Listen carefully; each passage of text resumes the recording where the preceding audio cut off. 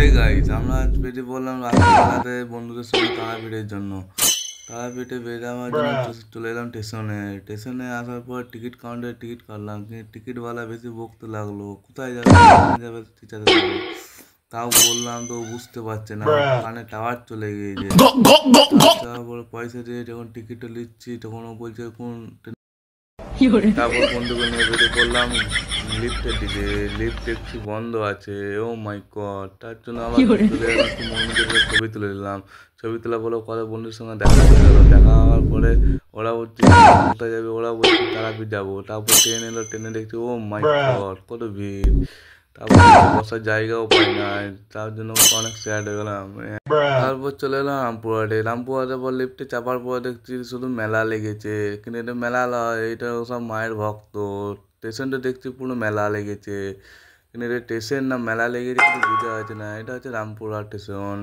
এখান থেকে বেরিয়ে যাওয়ার পরে দেখছি মেলায় ভক্তদের লাইন লেগে আছে।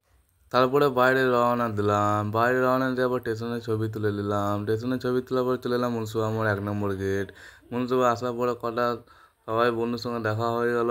হয়ে যাওয়ার পর চলে এলাম 2 নম্বর গেটে। 2 নম্বর গেটে আসার পর দেখছি ও মাই গড এখান থেকে হাঁটতে হবে। তার জন্য একটু ছবি তুলে নিলাম। ছবি তোলার পরে মায়ের মন্দিরের গেটেও ছবি তুলে নিলাম। ছবি তোলার পর এখানে তারপর আগের দিকে হাঁটতে লাগলাম। হাঁটার পরে দেখছি কত দোকান। দোকান দেখে আমার খুব খুশি হয়ে গেলাম, কিন্তু পকেটে পয়সা নাই। চলে গেলাম রাস্তাতে। রাস্তা অল্প ফাঁকা, শুধু জাম। অনেক দূর থেকে হাঁটতে হলো, কারণ আগে থেকে গাড়িওয়ালা নামে দিল। তারপর চলে এলাম ভিতরে। ভিতরে আসার পর দেখি অনেক দোকান আছে। তারপর দেখছি ও মাই গড একটু মেলা লয়, এটা তো ঠেলা খাওয়ার জায়গা। তারপর দেখছি আমি একা হয়ে গেলাম, বন্ধুগুলো ছাড়াছাড়ি হয়ে গেল এখান থেকে, কারণ দেখছি এত ভিড়ে কোথায় খুঁজে বেড়াবো, এখানে কোনো। পরে আমি একাই চলে গেলাম, একা একা একা ঘুরতে ঘুরতে। তারপর সবাই সঙ্গে দেখা হয়ে গেল।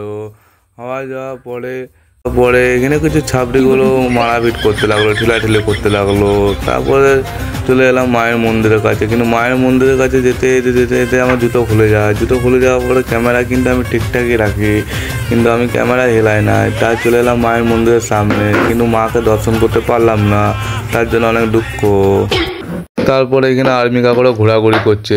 মায়ের মন্দিরটা ভালো করে ভিডিও বানিয়ে দিলাম। ভিডিও বানাবো, মায়ের একটা গান লাগিয়ে দিলাম।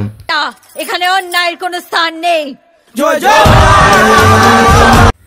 তারপর চলে এলাম শ্মশানের রাস্তা দিকে। শ্মশানের রাস্তা দিকে ঠেলে দিলো।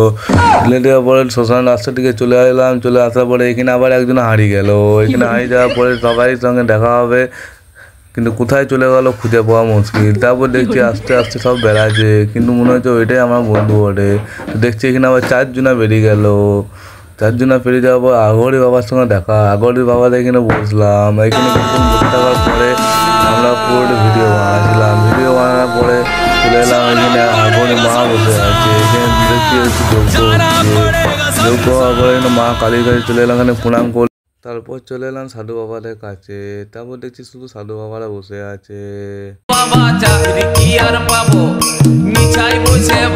তারপর দেখছি এখানে অন্ধকার লাগছে কেন। তারপর একটু এগিয়ে যেয়ে দেখছি এখানে একটা কি প্যান্ডেলের মতন করা আছে। তারপর প্যান্ডেলের ভিতরে যেয়ে দেখছি যে এখানে যজ্ঞ হচ্ছে। এখানে যজ্ঞ দেখতে যাওয়ার পর দেখছি কিন্তু মা কালী আছে। তারপর দেখছি এখানে ভিডিও হচ্ছে। তারপরে এখানে চলে এলাম বন্ধুদের কাছে। বন্ধুরা দেখছি সব গান করতাল বাজাচ্ছে।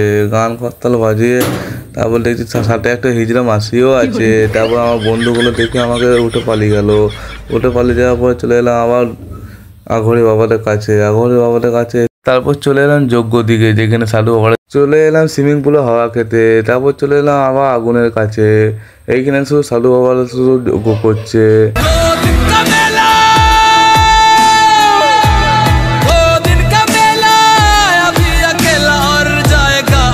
ব্রিজে গান গাইছিল। ব্রিজে গান পাওয়া বলে আমার বন্ধুগুলো তাদের সঙ্গে যোগদান দিয়ে দিল। যোগদান দেওয়ার পরে আমাকে দেখে নিয়ে সে আবার বসে গেল। বসে যাওয়ার পরে বলছে, আমাকে বলছে বস বস।